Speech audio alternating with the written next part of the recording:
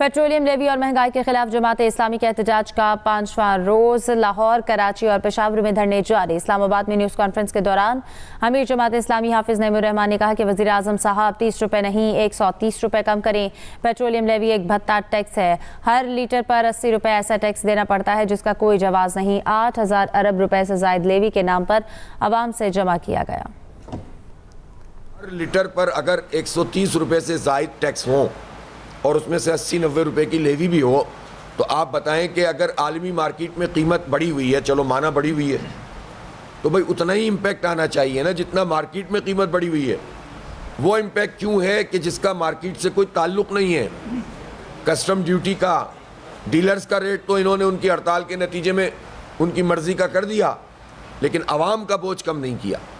तो हमारा जो एहतजाज है ये बिल्कुल जस्टिफाइड है। लोग इतने आराम से नहीं आते, पहले ही इतने दुखों के मारे हुए हैं, इतने धोखे खाए हुए हैं, इतना पेट की आग में जल रहे हैं कि लोग फिर पहले तो देखते हैं तमाशा, लेकिन जब उन्हें सीरियसनेस पता चलती है तो आना शुरू करते हैं। पेट्रोलियम लेवी के खिलाफ जमात इस्लामी के एहतजाजी धरनों का आज 5वां रोज। हमारे नुमाइंदे आसिफ महमूद मौजूद हैं, वहाँ पर ताज़ा तरीन सूरत हाल उनसे जानते हैं। जी आसिफ महमूद, बताइएगा।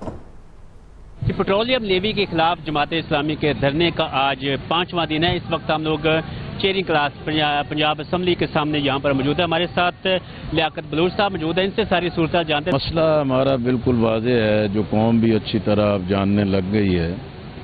हम तेल ज़ाहिर है आलमी मंडी से ख़रीदते हैं। आलमी मंडी में तेल की कीमतों का उतार चढ़ाव होता है, उसके मुताबिक जो एक्चुअल कीमत है, जो सही कीमत है, वो अपने सार्फिन से वसूल की जाए तो किसी को तकलीफ़ नहीं हो सकती। लेकिन मसला ये बन गया है कि भाई 1 लीटर पर मजमूई तौर पर 145 रुपये के टैक्सेस हैं जो अजाफी वसूल किए जाते हैं। नाजायज़ भत्ताखोरी है, जिसकी वजह से कौमी मईशत बिल्कुल जाम होकर रह गई है। ज़राअत, तजारत, सनत, घरेलू सनत, घर का चूल्हा भी नहीं चल रहा, बेरोज़गारी बढ़ती जा रही है, गुर्बत बढ़ती चली जा रही है। तो इसलिए चीज़ों को कंफ्यूज न किया जाए।